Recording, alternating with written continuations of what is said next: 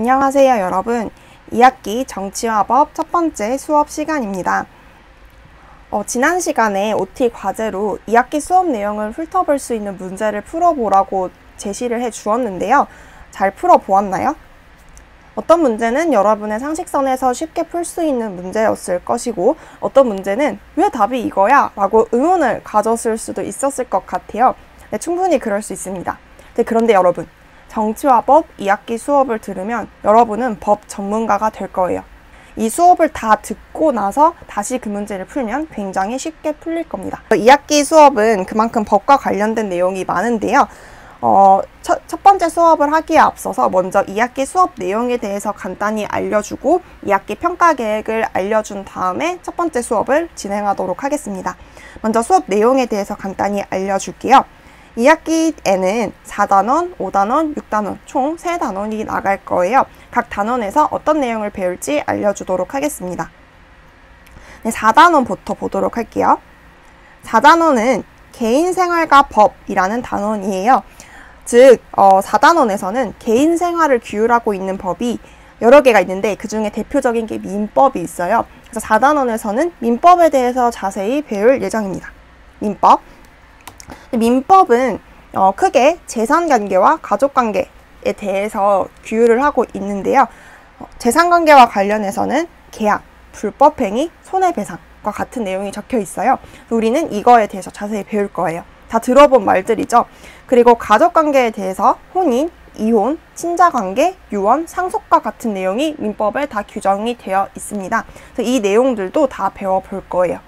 여러분은 이 민법 단원을 통해서 나의 어떤 자유로운 일상생활 속에서 내 권리를 지키고 권리가 침해당했을 경우 쉽게 구제할 수 있는 방법을 아는 민주시민이 될 거예요. 그럼 5단원 볼게요. 5단원은 사회생활과 법 단원입니다. 즉 사회생활을 규율하고 있는 법에 대해서 배워볼 건데요. 크게 두 법으로 구성이 되어 있어요. 바로 형법과 사회법, 이렇게 두 법으로 구성이 되어 있는데, 형법은 범죄와 형벌을 다루고 있는 법이에요. 다 들어는 봤죠? 우리 사회 질서를 유지하는 데 가장 기본이 되는 법이라고 할 수 있습니다. 형법과 관련해서는 무엇을 배울 거냐면요. 형법이 형벌과 범죄를 규정하고 있는 법이라고 했죠. 그래서 범죄의 성립 요건과 형벌의 종류에 대해서 배워볼 것이고요. 그리고 범죄가 일어났을 때 재판을 받는 절차 있죠. 그런 형사 절차에 대해서도 배워볼 예정입니다. 그리고 여러분이 범죄를 저지르면 일반 범인과 똑같은 취급을 하지 않고 소년범으로 취급을 하게 됩니다. 그래서 이 소년범에 대해서도 알아보도록 하겠습니다. 그다음 이제 사회법에 대해서도 배워볼 건데요. 사회법은 뭐냐면은 국가가 개인의 생활에 자유를 최대한 보장을 하다 보니까 예기치 못한 문제들이 발생한 거죠. 그래서 개인의 자유로운 생활 영역에 국가가 개입하면서 만들어진 법이 사회법입니다. 사회법의 종류는 사실 노동법, 경제법, 사회보장법, 환경법 등 종류가 굉장히 많은데 그 중에서 우리는 노동법에 대해서만 배울 겁니다. 교육과정이 개정이 되면서 다른 법들은 다 빠졌더라고요. 노동법에 대해서 배울 건데, 노동법은 근로기준법과 노동조합 및 노동관계조정법, 크게 이 두 가지로 구성이 되어 있어요. 우리는 근로기준법과 관련해서 공정한 근로계약, 임금, 근로시간에 대해서 배울 것이고요. 노동조합 및 노동관계조정법과 관련해서는 노동자들이 자신의 권리를 보장할 수 있도록 마련된 노동 3권에 대해서 배워볼 예정입니다. 그리고 여러분들 중에 아르바이트하는 친구들 많죠? 그런 친구들을 위해 청소년 근로자의 권리에 대해서도 알아보도록 하겠습니다. 그리고 마지막 6단원은 국제관계와 한반도 부분입니다. 국제 파트는 이 6단원이 처음이자 마지막 단원이거든요. 그래서 외교학과를 꿈꾸는 친구들은 이 단원에 주목해서 열심히 공부하고 많은 활동을 할 필요가 있을 것 같아요. 이 단원에서는 국제관계를 보는 관점, 여러 개가 있거든요. 그 관점에 대해서 배워볼 거고, 국제사회가 어떤 과정을 거쳐서 발달했는지 배워볼 겁니다. 그리고 국제법, 국제문제, 국제기구 등에 대해서 배워볼 거고, 바람직한 외교 태도는 무엇인지 고민해보는 시간을 갖도록 하겠습니다. 그러면 2학기 정치와 법 평가 계획에 대해서 안내해 주도록 하겠습니다. 먼저 2학기 평가 비율은 1학기 때와 마찬가지로 중간고사, 기말고사, 수행평가로 구성이 되어 있습니다. 그리고 수행평가 이제 보여줄 건데, 수행평가도 1학기 때와 마찬가지로 두 부분으로 구성이 되어 있어요. 그래서 어떻게 구성이 되어 있냐면, 첫 번째는 학습활동 포트폴리오입니다. 이건 1학기 때도 했었던 거죠.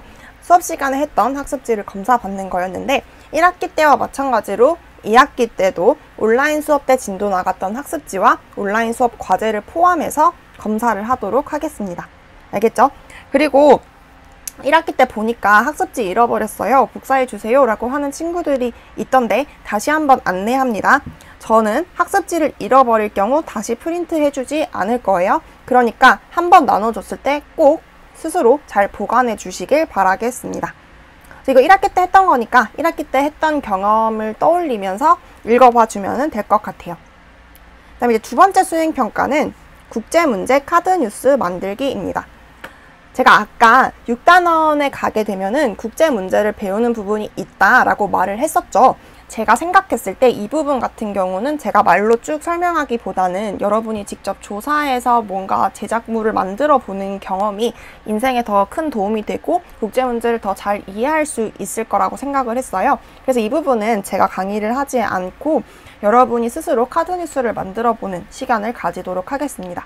이 수행평가 같은 경우는 작년에도 했었는데 선배들이 진짜 너무 잘 만들어 줬거든요.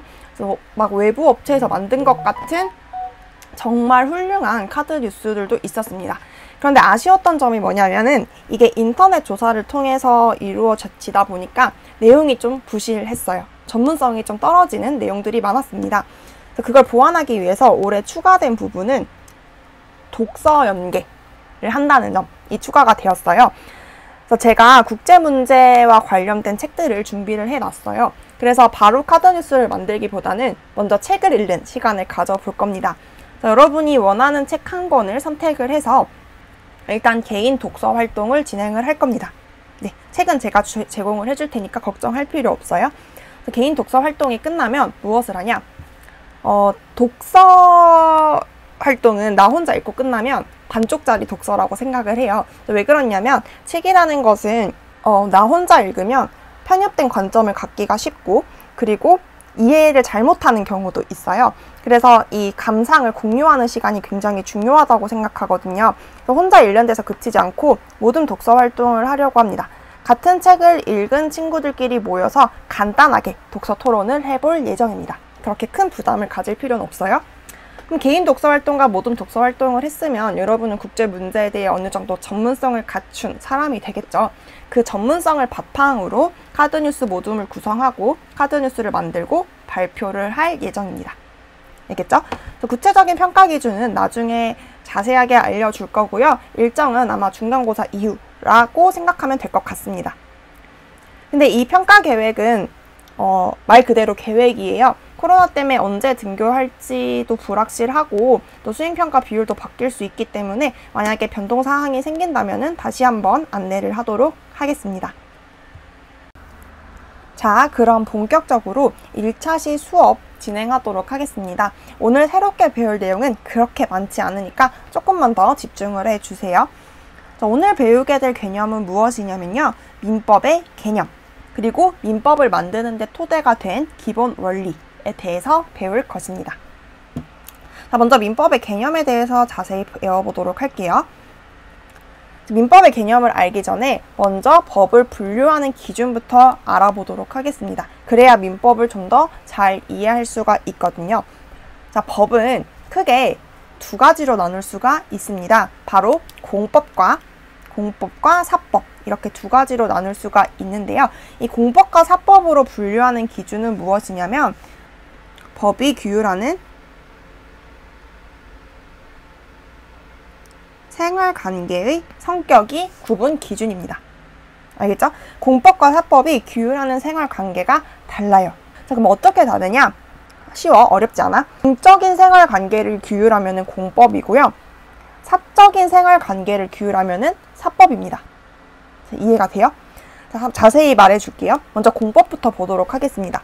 공적인 생활관계를 규율하는 법이 공법이라고 했죠. 그럼 공적인 생활관계가 무엇이냐? 뭐냐면은 국가와 개인 사이에 일어나는 생활관계, 그리고 또는 국가기관 사이에서 일어나는 생활관계를 규율하는 것이 공적인 생활을 규율하는 것과 똑같은 의미입니다. 알겠죠? 그러니까 국가가 개입되어 있으면은 공법이 되는 겁니다. 예시를 볼게. 예시를 들으면 조금 더 이해가 잘 될 수도 있어요. 자, 대표적인 공법은 바로 우리가 1학기 때 지겹도록 공부한 헌법입니다. 헌법은 잘 알고 있죠, 여러분? 1학기 때 계속 공부를 했으니까. 자, 헌법에는 크게 두 가지 내용이 규정되어 있다고 했어. 첫 번째는 국민의 자유와 권리를 규율하고 있다고 했습니다. 즉, 국가의 구성원으로서 국민이 국가 안에서 가지는 자유와 권리를 규정했다는 점에서 국가와 국민 사이의 생활관계를 규율했다고 할 수가 있겠죠. 그리고 두 번째, 헌법에는 국가기관의 권한, 국가기관 간의 관계를 규율하고 있다고 했습니다. 이거는 국가기관 간의 공적인 생활관계를 규율한 거라고 할 수가 있겠죠. 그래서 헌법은 대표적인 공법입니다. 그리고 형법 볼게.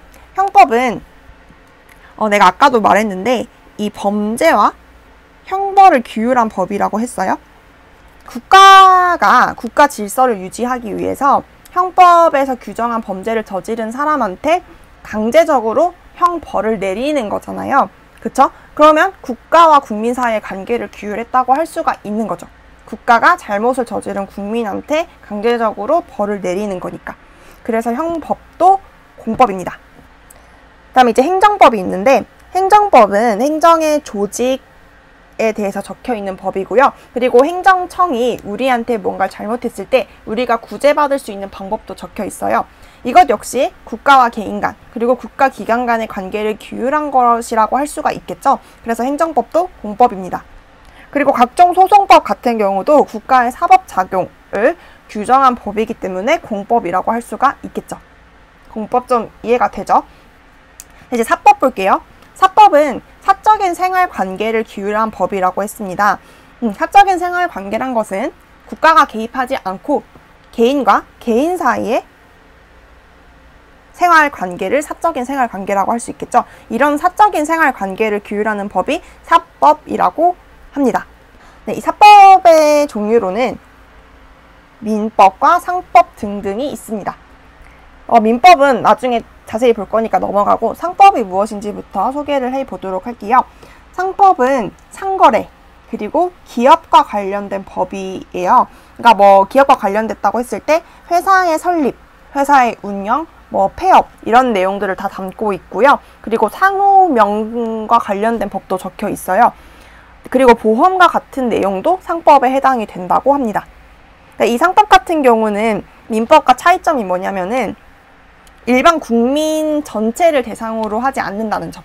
그래서 특별법이라고 하거든요. 그게 민법과의 차이점입니다. 민법은 모든 국민한테 적용되는 법이라면은 상법은 약간 상거래하는 분, 그리고 기업에 적용되는 법이라는 점에서 민법과 구분이 돼요. 근데 어쨌든 이 상거래라든지 기업 운영 같은 경우는 사적인 생활인 거잖아요. 그래서 사법에 포함이 됩니다. 알겠죠? 그래서 공법과 사법 구분 기준 알아주시고요. 종류도 기억해주면 좋을 것 같아요.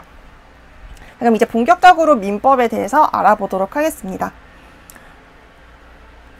민법은 개인 간의 법률 관계에서 발생하는 권리와 의무의 종류 및 내용을 다루는 법이에요. 이거는 모든 국민한테 적용이 되는 법이죠. 이 민법은 아까 말했어. 여러 개인들 생활 관계에 나타나는 법률 관계 중에서도 특히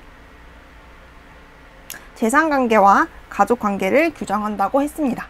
아까 언급을 했었는데 이 내용 아까 말했던 거죠. 이 뭐 물건에 대한 소유권, 계약, 그리고 혼인, 이혼, 친권, 입양, 유언, 상속 이런 것들이 다 민법에 적혀 있어요. 그래서 4단원 자체가 민법 단원이라고 했죠. 그래서 여기 나와 있는 내용 요소들을 모두 자세하게 배워볼 예정입니다. 그럼 이제 민법의 기능을 볼게요. 자, 아까 민법은 사법의 대표적인 종류라고 했고요. 사법은 사적인 생활을 규율하는 법이라고 했어. 근데 이게 개인의 사적인 생활을 규율을 하는 거잖아. 그럼 사생활이면은 사실 개인들한테 맡겨두는 게 더 좋지 않을까요? 왜 굳이 국가가 법을 만들어서 규율을 하고 있을까요? 만약에 법이 없다고 생각해 봅시다. 사람들은 다 추구하는 이익이 다르고 추구하는 가치관도 다르고 생각도 다 달라요. 그쵸? 이렇게 민법이 구체적인 사적인 생활에 관해서 규정을 해놓지 않으면 사람들 간의 싸움이 많이 발생을 할 건데 그 싸움을 해결할 방법이 없어지게 됩니다. 사회는 굉장히 혼란스럽고 내 사적인 생활도 되게 어지러워지겠죠. 그걸 막기 위해서 민법을 만들어 놓은 겁니다. 민법에 뭐 소유권, 누가 물건을 소유할 권한이 있는지, 그리고 계약의 공정한 내용은 무엇인지, 계약이 성립하려면 어떤 조건이 있어야 되는지, 뭐 유언이 성립하려면 어떤 조건이 있어야 되는지, 상속은 어떻게 하는 게 바람직한 것인지 정확히 정해 놓음에 따라서 애초에 갈등을 예방할 수가 있는 것이죠. 그리고 갈등이 발생했더라도 법만 딱 펼치면 누가 잘못했고 누가 옳은지 정답이 딱 나와 있어요. 그쵸? 싸움이 금방 해결이 됩니다. 그리고 싸움이 해결이 안 되더라도 내가 손해를 입었으면은 손해를 구제받을 수 있는 방법 또한 민법에 적혀 있어요. 손해배상과 관련해서. 그렇기 때문에 내 권리가 침해당했을 경우 권리를 구제받을 수도 있겠죠. 그래서 민법을 잘 알아야 손해당하지 않고 내 권리를 지키면서 살아갈 수가 있는 것입니다. 알겠죠? 여기까지 민법의 의미와 기능에 대해서 알아보았습니다. 자, 그러면 오늘의 마지막 수업 주제인 근대 민법의 기본 원리까지만 하고 마치도록 하겠습니다. 자, 우리 헌법을 처음 배울 때를 떠올려 봅시다. 헌법을 처음 배울 때 민법이랑 마찬가지로 헌법의 의의와 기능부터 배웠어요. 기억나죠? 그리고 나서 배웠던 게 뭐냐면 헌법의 기본 원리였습니다. 내가 이게 왜 중요하다고 했었냐면은 어떤 원리를 토대로 만들지 않게 돼버리면은 내용이 뒤죽박죽 돼버리고 일관성이 없어진다고 했어요. 그래서 무언가를 만들 때는 기본 원칙을 먼저 만들어 놓고 그 원리를 토대로 구체적인 걸 만들어 나가야 된다고 했어. 민법도 마찬가지입니다. 민법도 바로 법조항을 쓰지 않았을 것이고 어떤 기본이 되는, 토대가 되는 기본 원리부터 만들어 놓은 다음에 법을 만들었을 거예요. 원리를 잘 알아야지 각 조항들을 자세히 이해할 수 있다고 했죠. 헌법과 마찬가지로 민법도 기본 원리부터 배워보도록 하겠습니다. 근데 여기 근대라고 적혀 있죠. 오늘 배울 건 근대 민법의 기본 원리거든요. 왜 근대라는 말이 붙었냐면은 민법은 헌법과 달리 근대 시대에 처음 만들어지게 되었습니다. 왜 만들어지게 되었냐? 근대 시대를 가져온 게 시민혁명이라고 생각하면 돼요. 그럼 근대 이전 사회를 생각해 봅시다. 시민혁명 이전의 배경 기억나죠? 1학기 때 했던 건데 봉건제의 모순이 심하던 시기였어요. 그래서 근대 이전의 사회에서는 신분이 있었어. 신분이 있었기 때문에 일반 어떤 국민들 같은 경우는 자신의 재산을 마음껏 처분하지 못했습니다. 항상 어딘가에 예속되어 있었어. 그치? 자, 그런데 시민혁명을 계기로 신분이 없어지게 되었고 사람들은 자유를 되찾게 됩니다. 이제 사람들은 욕심이 생긴 거지. 이제 국가나 다른 사람의 간섭과 영향을 받지 않고 내 온전히 자유롭게 경제활동을 하고 싶다는 욕망이 생기게 됩니다. 그걸 보장받기 위해서 만든 것이 근대 민법입니다. 알겠죠? 그래서 이 근대 민법의 토대가 된 이념이 개인주의와 자유주의예요. 뭐냐면은 개인주의는 개인을 사회나 국가보다 중시하는 것이 개인이고요. 자유주의는 했던 거죠. 개인의 자유와 권리를 중시하는 이념입니다. 그러니까 민법은 개인을 사회보다 중시하고 개인의 자유와 권리를 중시하는 어떤 가치관을 토대로 만들어진 것이죠. 그래서 개인주의와 자유주의를 바탕으로 만들어진 것이기 때문에 근대 민법의 기본 원리 역시 개인의 자유를 최대한 보장하는 방향으로 만들어졌습니다. 그럼 어떤 원리들이 있었는지 알아보도록 할게요.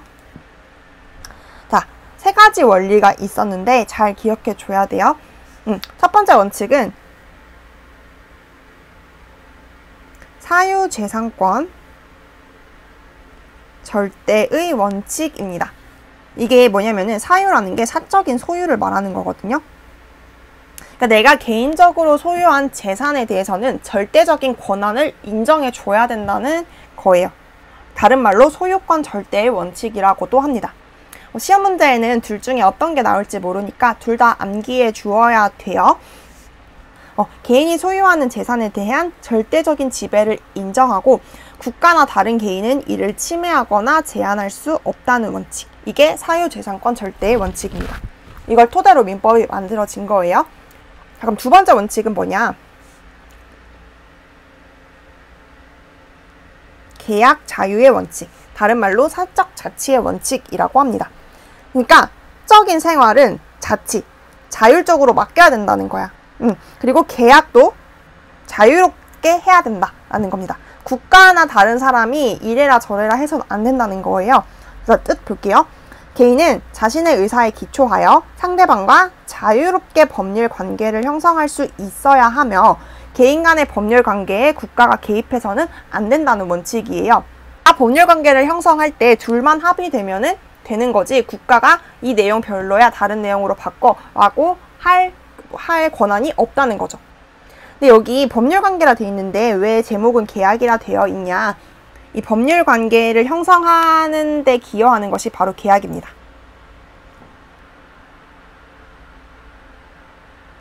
계약을 해야 법률 관계가 형성이 돼요. 그렇기 때문에 제목에는 계약 자유의 원칙이라는 말이 붙었습니다. 알겠죠? 이해되죠? 그렇게 어렵지 않죠? 마지막 세 번째 원칙은 과실책임의 원칙입니다. 자, 아무리 개인의 자유를 보장을 한다고 해도 자기가 잘못한 거는 자기가 책임을 져야겠죠. 그 말이에요. 네. 그러니까 뭐냐면은 자신이 고의 또는 과실, 고의는 일부러 했다는 뜻이고 과실은 실수로 했다는 뜻이에요. 그러니까 일부러 또는 실수로 타인에게 손해를 가했으면 그 손해에 대해서는 자기가 책임을 져야 한다는 원칙이 바로 과실책임의 원칙, 자기 책임의 원칙이라고 합니다. 알겠죠, 여러분? 여기까지 근대민법의 기본 원리였어요. 자, 이렇게 보면은 굉장히 합리적이고 어떠한 문제점도 없을 것 같아 보여요. 자, 근데 여기 근대라는 말이 붙었잖아요. 그러면 이 말은 뭐냐면은 현대에는 좀 바뀌었다는 거예요. 왜 바뀌었냐? 근대민법의 기본 원리에 문제가 있었기 때문에 조금 바뀌었겠죠. 그 문제점을 찾아내는 게 오늘 수업의 과제입니다. 온라인 수업 과제 소개하도록 할게요.